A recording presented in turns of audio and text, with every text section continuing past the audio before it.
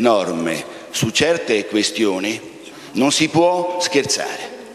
Ci vuole un impegno totale di tutte le componenti, che debbono essere assolutamente determinate nel fare quello che si è fatto con il Fuenti ad Amalfi, con quello che si è fatto a Punta Perotti a Bari. Questa deve diventare la norma, non deve essere l'eccezione per cui vai lì con le telecamere, con tutti, a riprendere un qualche cosa che accade una volta ogni 10 anni. Questo deve succedere tutti i giorni. È ovvio che anche questo può sembrare un discorso demagogico, ma non lo è se noi attiviamo davvero una misura di manutenzione e comunque di equa gestione di questi aspetti. I 4 morti di Ischia sono morti perché erano poverissimi. Vicino a quella casa che è stata travolta dal fango, un tempo c'era una discarica.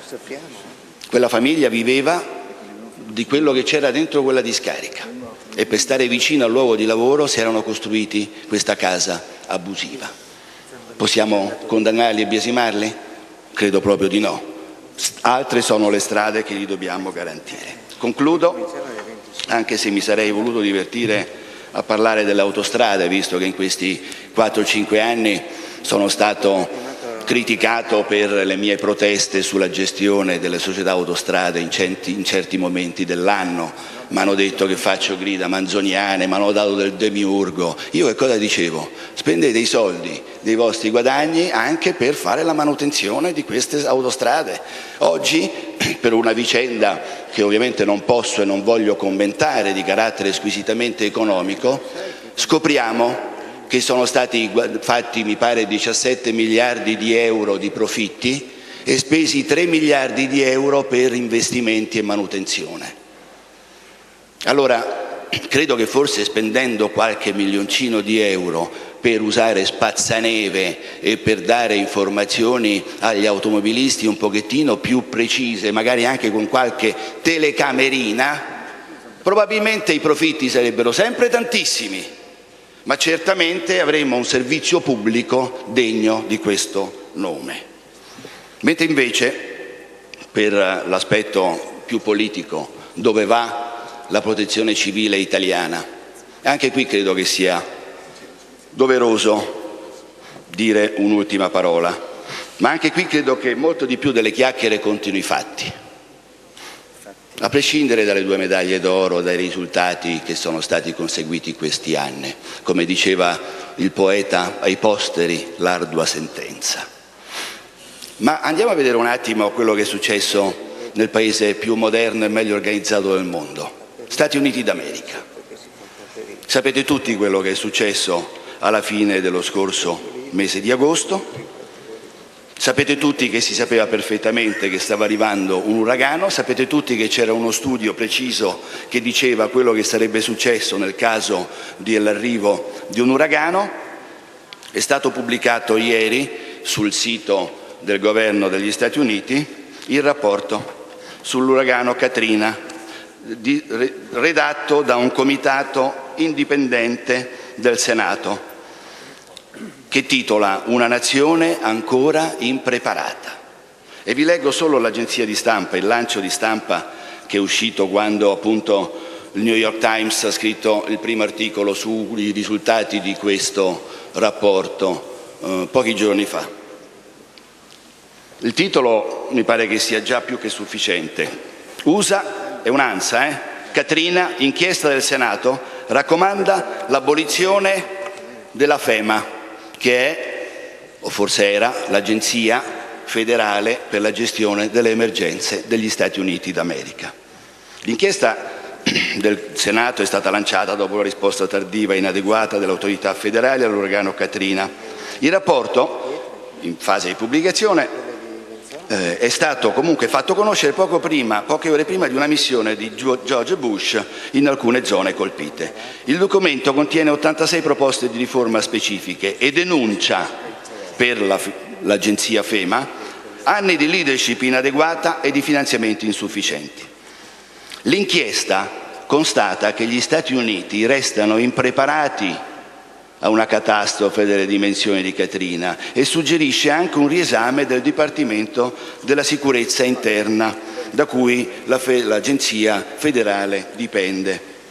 L'inchiesta, condotta da una commissione bipartisan, si è conclusa quindi con la raccomandazione che la FEMA, l'agenzia federale che gestisce l'emergenza negli USA, l'equivalente italiano della protezione civile, sia abolita, completamente ristrutturata e sostituita da un'autorità per una risposta nazionale alla gestione delle emergenze, che sarebbe in diretto contatto con il Presidente degli Stati Uniti d'America durante una grave crisi.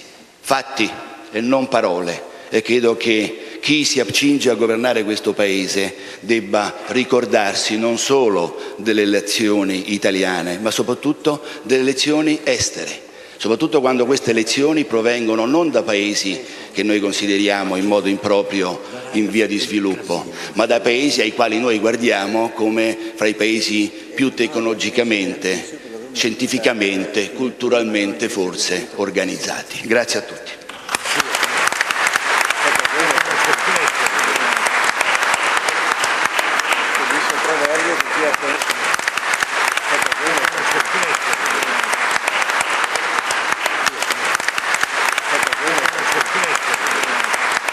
E adesso l'intervento conclusivo del Presidente della Regione, Riccardo Illy.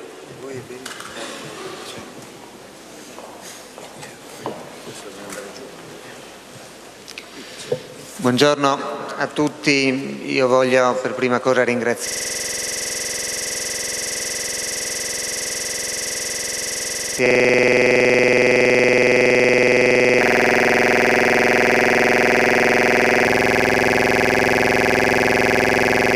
tutti i relatori che si sono succeduti con i loro straordinari interventi, ringraziare tutti i presenti che hanno seguito pazientemente gli interventi e hanno anche seguito il documentario che ci ha riportato 30 anni indietro nel tempo. E come ho indicato in questi giorni di ricordo del terremoto del 6 maggio del 76, questa è l'occasione da un lato per ricordare quegli eventi, ricordare le vittime, cosa che abbiamo fatto ricordando assieme anche le vittime dell'evento calamitoso che ha colpito l'isola di Ischia pochi giorni fa e anche le vittime, ahimè, del nostro esercito a Kabul che sono cadute ieri. È l'occasione per ringraziare, e non ripeterò il lungo elenco di soggetti della pubblica amministrazione, a partire dallo Stato e non solo quello italiano, fino ad arrivare ai singoli cittadini che sono intervenuti prima per prestare soccorso e poi per aiutare la Regione Friuli Venezia Giulia nella ricostruzione del Friuli colpito dal terremoto. Ma come ha giustamente sottolineato l'onorevole Zamberletti poco fa, il nostro obiettivo in queste giornate, in particolare in questi 3 giorni di convegni, non era solo di pensare al passato, ma anche e soprattutto al presente e al futuro. Quindi il terzo fattore da valorizzare in queste cerimonie, in questi convegni, è proprio quello dell'apprendimento del fatto terribile del terremoto del 76 e dei fatti che sono seguiti sia nel momento del soccorso che nel momento della ricostruzione vera e propria. Dal mio punto di vista abbiamo 2 fondamentali insegnamenti da trarre da quelle vicende, insegnamenti utili per affrontare in condizioni migliori anche il futuro. Il primo riguarda l'organizzazione. Abbiamo in più occasioni sottolineato il fatto estremamente positivo di sperimentare una forma di organizzazione federale in occasione del soccorso e della ricostruzione dopo il terremoto, forma federale dello Stato che era già contenuta in realtà nella Costituzione italiana approvata nel 1947. E noi riteniamo oggi di dover rafforzare, completare la realizzazione di un Stato federale. Lo facciamo in Friuli Venezia Giulia utilizzando i poteri di una regione a statuto speciale e proprio attribuendo ai comuni e alle province tutte le competenze amministrative e gestionali, perché più vicino ai cittadini, alle imprese, alle organizzazioni, più vicino ai problemi, si è in grado meglio di affrontare e di risolvere questi problemi o di cogliere le opportunità. Ma sempre nel campo organizzativo un altro aspetto è quello della specializzazione. Ebbene, ci si è resi conto nel 1976 che mancava una organizzazione specialistica nel nostro Paese, e cioè la protezione civile, e questa è stata istituita negli anni successivi a livello nazionale e nella nostra regione è diventata un modello addirittura a livello, come abbiamo sentito poco fa, internazionale. Ma il terzo fattore organizzativo indispensabile per un Paese complesso come l'Italia, con tanti livelli di governo,